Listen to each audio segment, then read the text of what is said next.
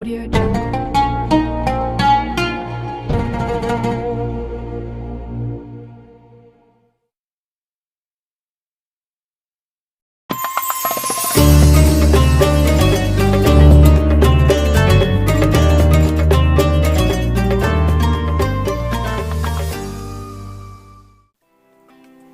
Bismillahirrahmanirrahim. Assalamualaikum warahmatullahi wabarakatuh.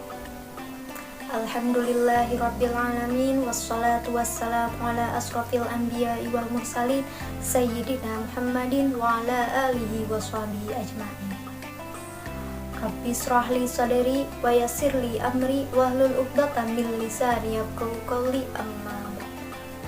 Puji dan syukur marilah kita panjatkan kehadirat Allah Subhanahu wa Ta'ala yang telah memberikan nikmat Islam, nikmat iman, nikmat sempat, dan yang kali ini harus kita syukuri adalah nikmat dipertemukannya kita kembali dengan bulan suci Ramadan. Salawat serta salam semoga terlimpah curahkan kepada junjungan kita semua baginda besar Muhammad Sallallahu Alaihi Wasallam, kepada keluarganya, kepada para sahabatnya, kepada para tabi'in tabi'atnya, dan mudah-mudahan sampai kepada kita selaku umat. Sahabat Pers yang dirahmati oleh Allah, sebelumnya saya ingin bertanya kepada teman-teman semua, apakah teman-teman sudah membaca Al-Quran hari ini? Alhamdulillah, jika teman-teman sudah membaca Al-Quran hari ini, berarti Allah telah membukakan hati kita, Allah telah membukakan jiwa kita untuk menanamkan Al-Quran di dalam diri kita. Namun pada kenyataannya banyak sekali orang-orang yang menghabiskan waktu Ramadannya dengan sia-sia, seperti lebih mementingkan membaca novel, membaca komik, menonton TV, bermain gadget, bermain sosial media, dan yang lagi tren sekarang ini adalah nonton drama Korea daripada membaca Al-Quran. Betul? Na'udzubillah. Sahabat Pers yang dirahmati oleh Allah, ada banyak sekali ayat-ayat Al-Quran dan hadis-hadis Rasulullah Sallallahu Alaihi Wasallam yang membahas mengenai keutamaan membaca Al-Quran. Salah satunya yang diriwayatkan oleh Imam Al-Baihaqi, Rasulullah Sallallahu Alaihi Wasallam bersabda, "Afdalu ibadati ummati qiraatul Quran." Sebaik-baiknya ibadah umatku adalah membaca Al-Quran. Lantas, mengapa membaca Al-Quran disebut sebagai sebaik-baiknya ibadah? Karena setiap huruf yang kita baca bernilai 10 kali kebaikan. Jadi ketika kita membaca Alif Lam Mim, maka kita akan mendapatkan 10 kali kebaikan yang dikalikan 3. Dalam satu kebaikan merupakan suatu kenikmatan bagi kita. Misalnya, pertama, mendapatkan tetangga yang baik. Kedua, diberikan rezeki yang halal. Ketiga, diberikan kesehatan. Keempat, diberikan ilmu yang bermanfaat, dan masih banyak yang lainnya. Itulah teman-teman salah satu keutamaan membaca Al-Quran di bulan Ramadan. Belum lagi masih banyak hadis-hadis yang membahas mengenai keutamaan membaca Al-Quran di bulan Ramadan. Salah satunya, Iqra'ul Qur'ana fa innahu ya'ti yaumal qiyamati syafi'an li ashabi.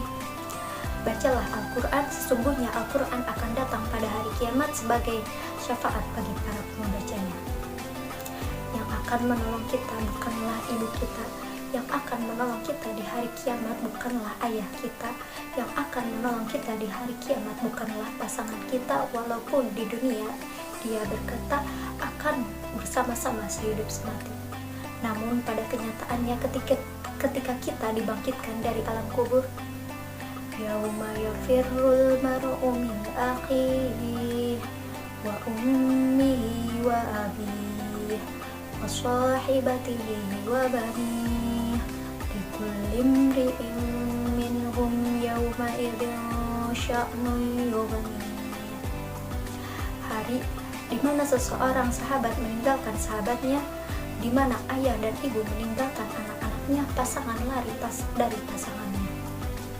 Pada hari itu, manusia sibuk dengan urusan masing-masing. Tidak akan ada yang melihat kepada kita. Lantas, kalau sudah seperti itu, siapa yang akan menolong kita selain Rasulullah Shallallahu Alaihi Wasallam yang akan menolong kita di hari kiamat selain Rasulullah Shallallahu Alaihi Wasallam adalah Al-Quran. Al-Quran merupakan teman sejati bagi kita, teman-teman. Ketika kita mencintai seseorang, seseorang itu akan meninggalkan kita.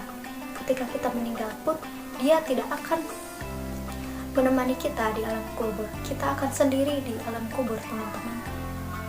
Al-Quranlah yang akan menjadi teman sejati bagi kita. Maka dari itu, yuk kita jadikan bulan Ramadan sebagai bulan keakraban kita dengan Al-Quran. Al-Quran yang menemani kita di sepanjang hidup kita. Al-Quran yang menemani kita di alam kubur. Al-Quran yang menemani kita di alam barzah. Al-Quran yang akan menemani kita sampai kita masuk ke dalam surganya Allah Subhanahu wa Ta'ala. Mungkin itu saja yang dapat saya sampaikan, kurang dan lebihnya mohon dimaafkan. Akhirul kalam, wassalamualaikum warahmatullahi wabarakatuh.